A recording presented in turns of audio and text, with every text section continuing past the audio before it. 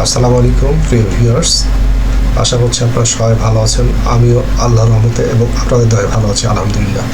আজকে আমি আবারও ইংরেজি ক্লাসে ঈদ পরবর্তীতে আপনাদের স্বাগত জানাচ্ছি। কথা না বাড়িয়ে চলুন আমরা ক্লাসে অ্যাটেন্ড করি। Let's go.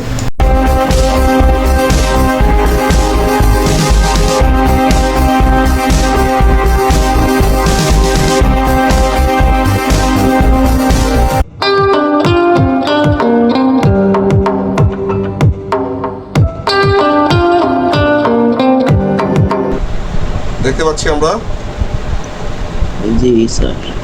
আমরা ট্রান্সফরমেশন আজকে দুটো চ্যাপ্টার করব। একটা হলো ইম্পারেটিভ সেন্টেন্স, আরেকটা আছে সেটা হলো অপারেটিভ সেন্টেন্স। দুটো চ্যাপ্টার করব। পরীক্ষাতে ট্রান্সফরমেশন 10 নাম্বার, এখান থেকে 2 নাম্বার বা 1 নাম্বার থাকবেই। তো একটু লেখা শুরু করি। 15টা করতে 15 মিনিটের মধ্যেই হয়ে যাবে। অর্থাৎ ক্লাসে কষ্ট করে সময় মতো যে ঘুমায় সে সময় মতো ঠিক উঠতে পারে।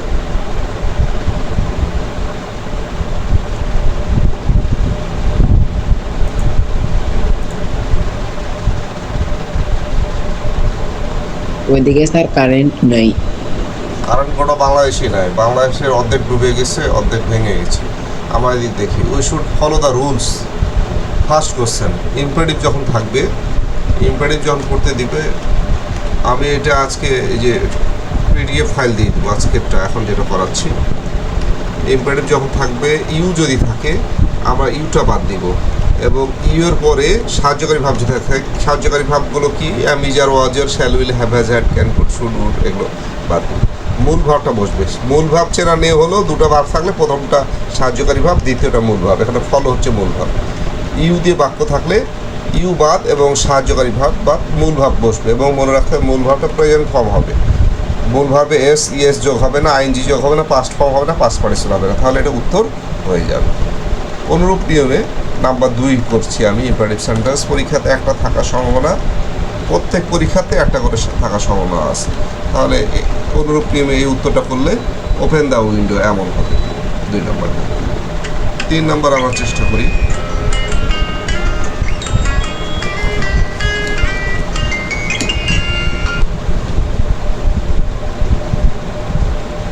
কি সমস্যা তোমার? ক্লাস হচ্ছে তো, তুমি ইয়ার কি ওর আমার সাথে?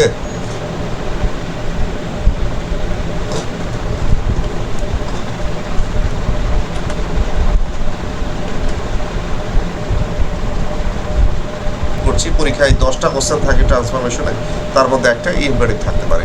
আমরা অলরেডি 2টা কোশ্চেনের উত্তর করে ফেলেছি। আবার শুনছি, সাবজেক্টের প্রথমে যদি ইউ থাকে, যদি প্রথমে সাবজেক্ট হিসেবে ইউ থাকে, সেই সাবজেক্টগুলো উত্তরে হয় না, এবং ইউর পরে বা যে কোনো সাবজেক্টের পরে যে সাহায্যকারী ভাব থাকবে সেটাও হবে না। সাহায্যকারী ভাবগুলো আমাদের ছাত্ররা অনেক ভালো চিনে। সাহায্যকারী ভাব এইটা আর মূল ভাব এইটা। যারা ভালো জানে না, যারা দুর্বল, সেই সব ছাত্ররা আরও বেশি ক্লাস করে। তারা পার্সোনাল বলে, স্যার আমাকে আলাদাভাবে একটা ক্লাস করান। আবার বলছি, ইউ থাকলে ইউ বাদ যাবে, সাহায্যকারী ভাব বাদ যাবে, মূল ভাব থেকে বাক্যটা ব্যবহার হবে, এবং মূল ভাবটার সাথে এস ইএস যোগ থাকলে হবে না, আইএনজি যোগ থাকলেও হবে না, সেটা বাদ যাবে। মূল ভাবটা পাস্ট ফর্ম বা পাস্ট পার্টিসিপল তাও হবে না, তা প্রেজেন্ট ফর্ম হবে। সো আমি একের উত্তর করেছি ফলো দ্য রুলস। 2 নম্বর question, you should open the window, একই নিয়মে। এখন এই কোশ্চেনটা যদি শুড না থেকে থাকতো, you can open the window, এখানে ক্যানটা সাহায্যকারী ভাব আর ওপেনটা মেন ভার্ব, সেখানেও আমি উত্তর লিখতাম ওপেন দ্য উইন্ডো। ইউ বাদ যাবে বললাম বারবার, এবং ক্যান বাদ যাবে, সাহায্যকারী ভাবটা বাদ যাবে, মূল ভাব থেকে ব্যবহার হবে, বাক্যটা শুরু হবে। তাহলে উত্তর হতো ওপেন দ্য উইন্ডো। নেক্সট বাক্য, ইউ শুড ওয়েট হেয়ার। এখানে শুড না থেকে যদি এরকম থাকতো,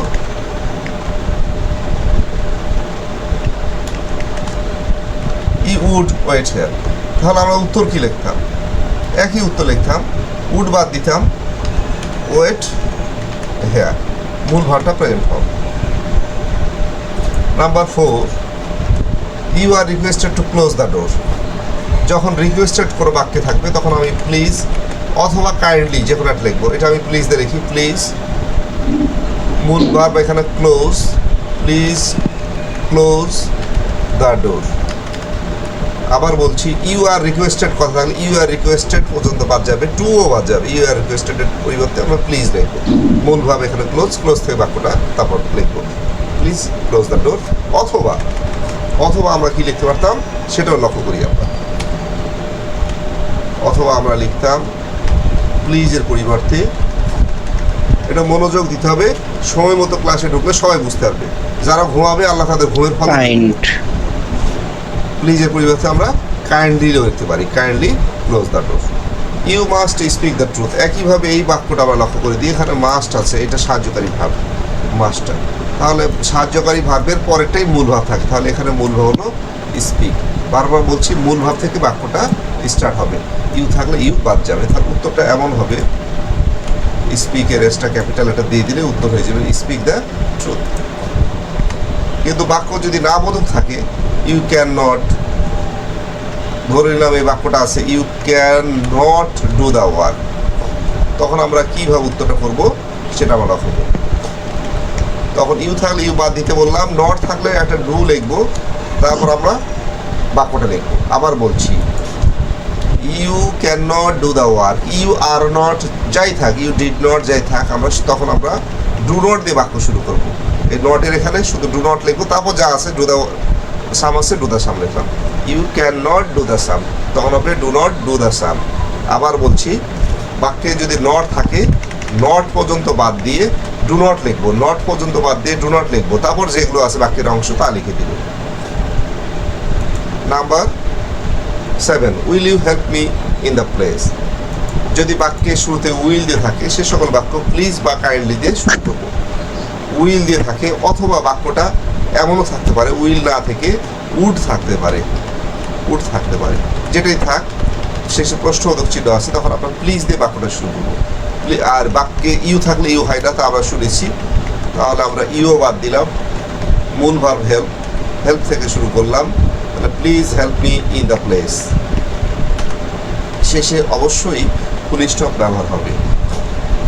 আমি বললাম বাক্য যদি না বোধক থাকে, তখন আমরা নট পর্যন্ত বাদ দিয়ে ডু নট লিখবো। তো আমি ডু নট লিখে দিলাম, নট পর্যন্ত বাদ দিয়ে। তাহলে নটের পর কি আছে আমি সেইটুকু নিয়ে আসে এখানে বসালে ইম্পারেটিভ সেন্টেন্স হয়ে যাবে। আবার দেখি নাম্বার 9, আমি বললাম যদি নট থাকে, নট পর্যন্ত বাদ দিয়ে ডু নট লিখবো। তাহলে আমি নট পর্যন্ত বাদ দিয়ে ডু নট লিখি, এইখানে ডু নট কাম হিয়ার, এরকম। নট পর্যন্ত you should not are not যাই থাক, তার পরিবর্তে ডু নট দেওয়া হবে। কিন্তু যদি you should never smoke, never না বোধক অ্যাডভার্ব যদি থাকে, নেগেটিভ অ্যাডভার্ব থাকে, তখন আমরা শুড তো বাদ যাবে, ইউ বাদ যাবে, মূল ভাব স্মোক, তখন আমরা এরকম লিখলেই উত্তর হয়ে যাবে নেভার স্মোক। যদি নেভার ইভার এসব শব্দ থাকে। You should always go to school, always adverb, always থাকলে অলওয়েজ অ্যাডভার্বটা বাক্যের আগে বা শেষেও লেখা যাবে। ভার মূল ভাব গো বা টু স্কুল। যদি লিখতাম গো টু স্কুল অলওয়েজ, তাতে উত্তর হতো গো মূল ভাব দিয়ে শুরু করতাম, অলওয়েজটা বাক্যের শেষেও লেখা যেত। We should maintain the hygiene. আমরা প্রত্যেকটা বাক্যে সাবজেক্ট ইউ দেখেছিলাম, কিন্তু এই বাক্যে সে উই দেখছি। ভিন্ন সাবজেক্ট যদি থাকে, ইউ ব্যতীত অন্য কোনো সাবজেক্ট, তখন আমরা ইম্পারেটিভ করার সময় লেট লিখবো, এবং সাবজেক্ট উই আছে, উই এর অবজেক্ট আস। আবার বলছি ইউ না থাকলে লেট লিখতে হবে এবং সাবজেক্টের অবজেক্ট লিখতে হবে, উই এর অবজেক্ট আস, লেট আস। এখানে সাহায্যকারী ভাব শুড, এটা সাহায্যকারী ভাব। মেন ভার্ব এখানে মেইনটেইন, এটা মেইন ভার্ব, মূল ভার্ব। তাহলে আমরা জানি সাহায্যকারী ভাব হয় না, মেন ভার্ব থেকে বাক্যের বাকি অংশ বসে। তাহলে উত্তরটা let us maintain the hygiene. আরেকটা উত্তর লক্ষ্য করি, এখানে ইউ নাই, সি আছে। ইউ ব্যতীত যে কোনো সাবজেক্ট থাকলে ইম্পারেটিভ করার নিয়ম হলো লেট লিখতে হবে। লেট লেখার পর ওই সাবজেক্টের অবজেক্ট, সির অবজেক্ট হার, তারপর আগে শুনবো বুঝবো তারপর লিখবো। তারপর আমরা সিংস এ সং, বাকি অংশ লিখলাম। বাট আমি বলেছিলাম ভার্বের সাথে ইএস যোগ থাকলে হবে না, ভার্বে আইএনজি যোগ থাকলে হবে না, ভার্ব পাস্ট ফর্ম বা পাস্ট পার্টিসিপল হবে না, প্রেজেন্ট ফর্ম হবে। আমি প্রেজেন্ট ফর্ম করে দিলাম। Let her Singh a song, let her Singh a song, Singh a sweet song. Number 14, we should not avoid the good habit. তাহলে লেট লিখলাম, আস লিখলাম। যদি না বোধক বাক্য থাকে অর্থাৎ নট থাকে, শুড নট, ক্যান নট যাই থাক, তখন লেট, তারপর সাবজেক্টের অবজেক্ট উই এর অবজেক্ট আস, এবার নটটা বসাবো, শুধুমাত্র নটটা। তারপর নটের পর বাক্যের যা আছে সেই অংশটুকু চলে আসবে। Let us not avoid the good habit. আবার লিখি আমরা লেট, আসপি আছে, আগে দেখবো বুঝবো পরে লিখবো আসপি। ডাজ নট, ডু নট যাই থাক তার পরিবর্তে নট লিখতে হয়, বাট আসপি নাউন, নাউন থাকলে নটটা আগে চলে আসবে। যেমন আসের পর নট লিখলাম, যেহেতু উই প্রোনাউন, প্রোনাউন থাকলে নটটা পরে লিখতে হবে, বাট নাউন থাকলে রহিম যদি থাকতো লেট নট রহিম এমন লিখতাম, নাউন থাকলে নটটা আগে বসবে। তারপর নটের পর যা আছে, নটের পর বাক্যের যা আছে তা ব্যবহার করতে হবে। রিড এ বুক আমি লিখলাম। এই হলো আমাদের কোনোটা ইম্পারেটিভ সেন্টেন্স। আমি আরেকবার বলি, মন দিয়ে শুনি। ইম্পারেটিভ সেন্টেন্স করার সময় বাক্যের প্রথমে ইউ থাকলে বাদ দিব, এবং ইউ সাবজেক্টের পরে যে সাহায্যকারী ভাবগুলো থাকবে, ক্যান, কুড, মে, মাইট বা শুড, উড যাই থাক সেগুলো বাদ যাবে। মূল ভাব থেকে বাক্যের শেষ অংশ পর্যন্ত লিখতে হবে। আর কখনো যদি মূল ভাবে এস বা ইয়েস যোগ থাকে সেটা বাদ দিতে হবে। মূল ভাবে যদি আইনজি যোগ থাকে তা বাদ দিতে হবে। মূল ভাব যদি পাস্ট ফর্ম থাকে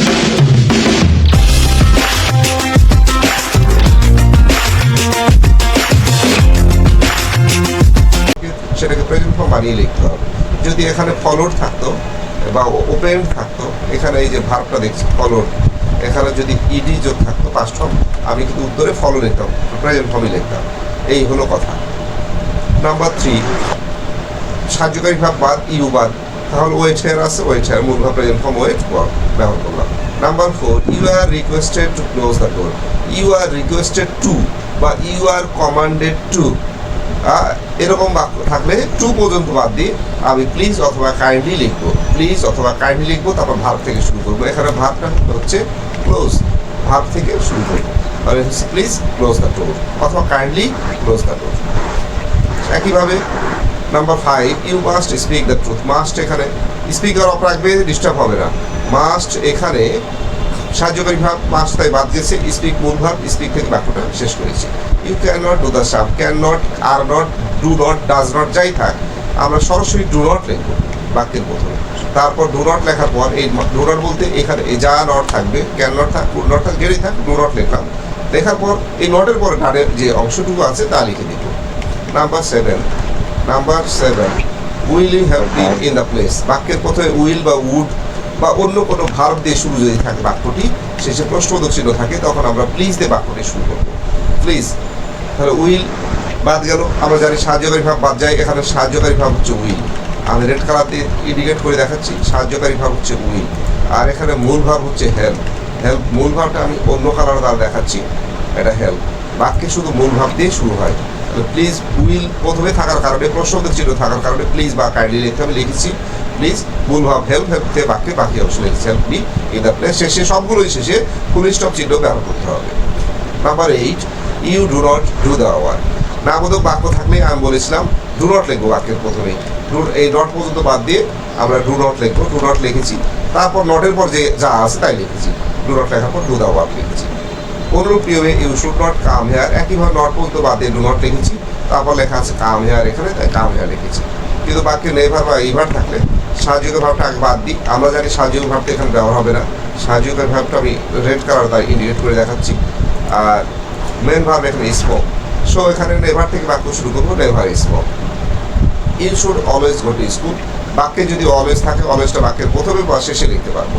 সাহায্যকারী ভাব এখানে শুড, মেন ভাব গো, যদি গো দিয়ে বাক্যটা শুরু করতাম তাহলে লিখতাম গো টু স্কুল, অলওয়েজটা শেষে লিখতাম, অথবা অলওয়েজটা বাক্যের প্রথমে লিখলেও উত্তর হয়ে যাবে। We should maintain the hygiene, যদি এই বাক্যগুলো সবগুলোতে ইউ ছিল কিন্তু এখনকার বাক্যে আর ইউ নাই, ইউ না থাকলে আমরা লেট লিখবো, এবং যে সাবজেক্ট থাকবে এখানে সাবজেক্ট উই দেখা যাচ্ছে, তার অবজেক্ট লিখতে হবে। তাহলে লেট আস, রেড কালার হচ্ছে সাহায্যকারী ভাব, এটা বাদ যাবে। মূল ভাব মেইনটেইন, মেইনটেইন থেকে বাক্যের বাকি অংশ লিখছি let us maintain the hygiene. C6 sweet shop, আমরা নাম্বার 30 লক্ষ্য করি। নাম্বার 30, লেট লেখার পরে আমি বলেছি ইউ না থাকলে লেট লিখবো, স্পিকার অফ রাখো, আওয়াজটা আসবে না। লেট লেখার পরে সাবজেক্টের অবজেক্ট, সির অবজেক্ট হার, তাহলে let her, verb sings, verb S যোগ থাকলে লিখতে হবে না, এসটা বাদ যাবে, বাদ দিয়েছি, বাকি অংশ S sweet sound. Number 14, we should not avoid the good habit. তো লেট লেখার পরে আমি বললাম সাবজেক্টের অবজেক্ট, তাহলে উই এর object us, should not, can not, যাই থাক, যে নটই থাক না কেন, শুধু আমরা নট ব্যবহার করবো। নট লিখলাম, লেট আস নট, তারপর নটের পর বাকি অংশ যা থাকবে আমরা তাই লিখবো। নাম্বার 15, কিন্তু যদি নামবোধক বাক্য আমরা থাকে, তোমরা কিন্তু কথা শোনো না, স্পিকার অফ রাখো। নাউন যদি থাকে, রহিম থাকে, রহিমা থাকে, তারপর ডাজ নট, ডু বা ডিড নট, যাই লেখা থাক, আমরা আগে লেট লিখবো, তারপর সাবজেক্টের অবজেক্ট আস্কি হোক আর রহিম হোক, নাউনের অবজেক্ট নাউনই হোক, ওই নামটাই হয়, লিখলাম। নট আছে, does not, do not, did not, can not, যাই থাকবে শুধু নট ব্যবহার করতে হবে, কিন্তু নাউন থাকলে নটটা আগে বসবে, তাই আস্কির আগে নটটা বসেছে, তাই লেট নট আস্কি। বাক্যের বাকি অংশ অর্থাৎ নটের পরে অংশটা লিখতে হবে রিডের। এবার আমরা যেটা শুরু করবো তা হলো অপারেটিভ সেন্টেন্স। বাংলাদেশ মাইট লিখলাম। অপারেটিভ সেন্টেন্স মানে হলো ইচ্ছা সূচনা। আমি আরেকবার ইম্পারেটিভের একটা কথা বলে আসি। ইম্পারেটিভ সেন্টেন্স মানে অনুজ্ঞা সূচক বাক্য, যে বাক্য দ্বারা কাউকে কোনো আদেশ, উপদেশ, নিষেধ, অনুরোধ, প্রস্তাব ইত্যাদি করা বোঝায়। এই বাক্যের প্রথমে সাধারণত ভাব থাকে, শেষে ফুল স্টপ থাকে। আবার বলছি, যে বাক্য দ্বারা কাউকে করে আদেশ, উপদেশ, নিষেধ, অনুরোধ ইত্যাদি করা বোঝায় তাকে ইম্পারেটিভ সেন্টেন্স বলে। এখন আমরা করছি অপারেটিভ সেন্টেন্স। অপারেটিভ সেন্টেন্স কাকে বলে? যে বাক্য দ্বারা মনের আশা, আকাঙ্ক্ষা, কামনা, প্রার্থনা, ইচ্ছা ইত্যাদি প্রকাশ করা হয় তাকে অপারেটিভ সেন্টেন্স বা প্রার্থনা সূচক বাক্য বলে।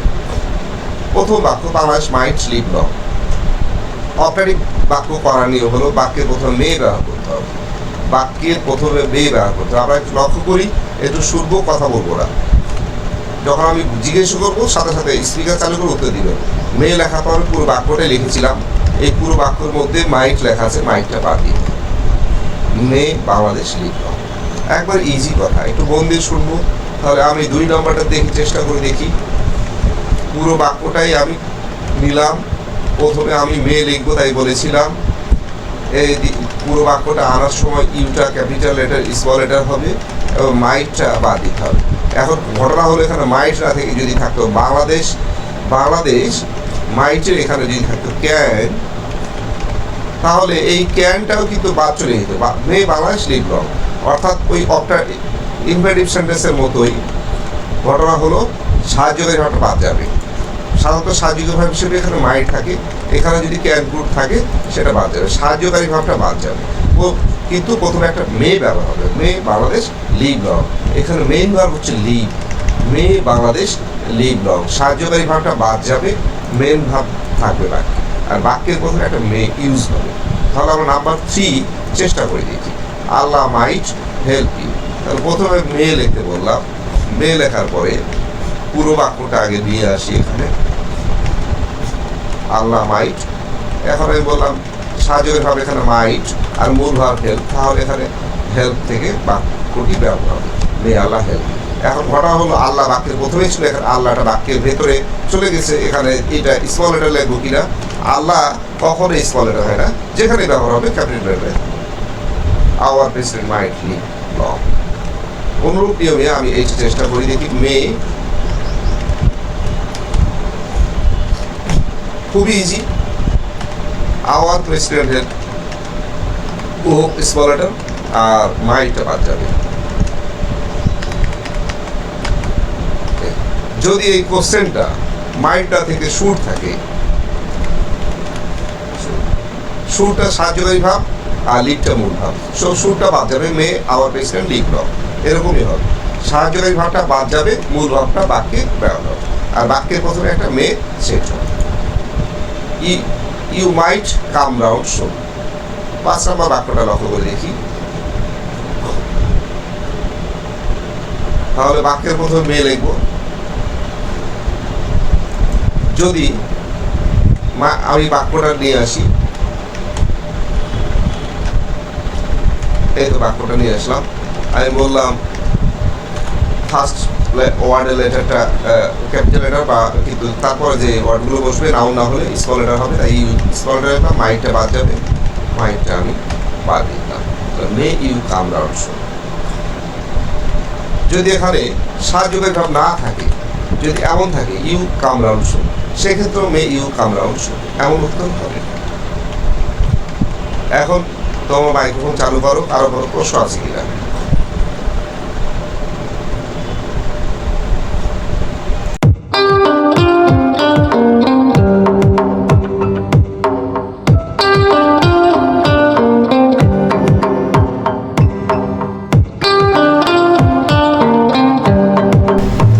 সুপ্রিয় ভিউয়ার্স, সুপ্রিয় শিক্ষার্থী ও সম্মানিত অভিভাবক, যদি ক্লাসটি ভালো লাগে তাহলে ক্লাসটিতে একটা লাইক, একটি পজিটিভ কমেন্ট, ভিডিওটি শেয়ার এবং সেই সাথে আমার চ্যানেলটি সাবস্ক্রাইব করে পাশে থাকবেন। ইনশাল্লাহ অতি শীঘ্রই অন্য কোনো প্রয়োজনীয় ভিডিওতে আবারও আপনাদের সামনে হাজির হব। সেই পর্যন্ত সবাই ভালো থাকবেন, অন্যকেও ভালো রাখবেন। আল্লাহ হাফেজ।